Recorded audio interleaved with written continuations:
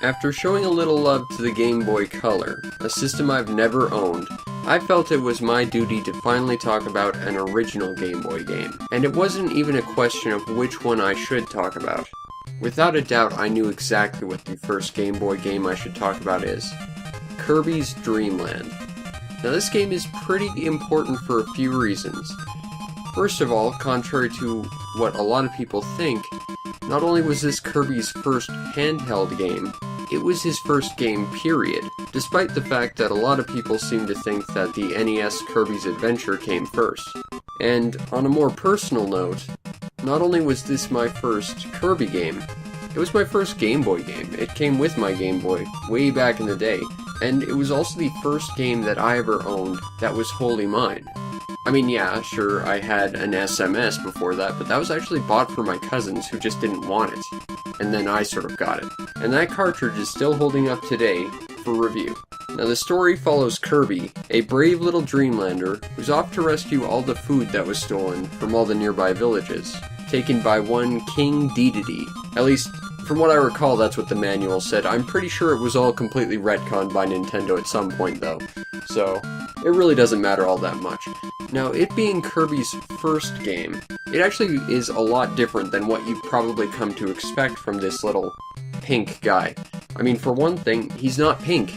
He's actually white, and there's actually a pretty interesting story behind that. Now, I'm not sure if this is true, but apparently in Japan they originally wanted Kirby to be yellow, to try and appeal more to their target audience. Conversely, Nintendo of America wanted Kirby to be white, hence why he's white on the box art. So supposedly they met halfway and made him pink, that way absolutely no one was happy. Now I'm not sure if any of that is actually true, but I like to think that that's 100% accurate to the Kirby mythos.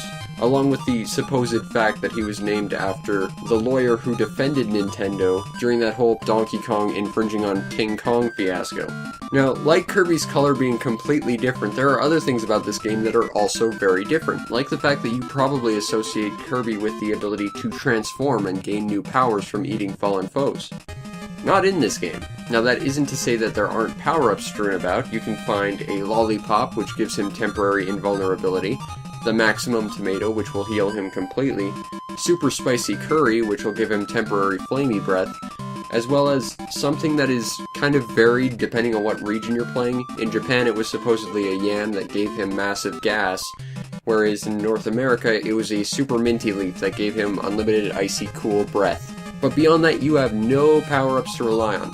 So instead, combat isn't as much about picking your favorite weapon and mindlessly hacking the boss's health down to nothing. Instead, it's a lot less mindless and a lot more strategic, because you spend 80% of your fight dodging your opponent, waiting for them to drop ammunition to use against them.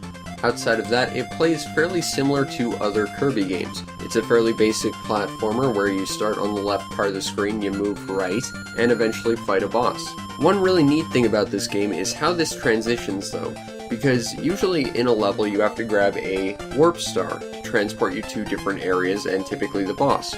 But the neat thing is these warp stars sort of tell a greater story, like in this one scene where you launch off into the background, into a whale, which then launches you into the sky, into the boss fight.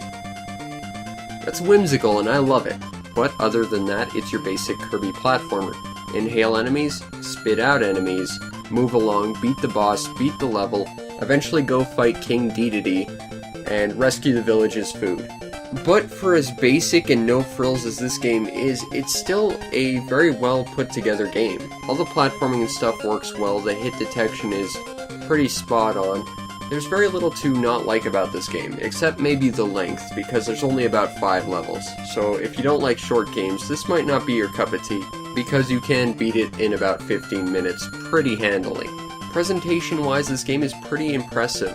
Kirby is a fairly emotive little fellow, tons of different animation, and a slew of creative enemies, up to and including the classics like Bronto Burt, Boss Kracko, and Waddle Dee, and including some more obscure things like Pig with Sci-Fi Visor, Kablooa, a boss that is massively forgotten about, and it's a damn shame because she's awesome, cameos like Lo Lo Lo, La La La, the mask from Super Mario Bros. 2, and Link?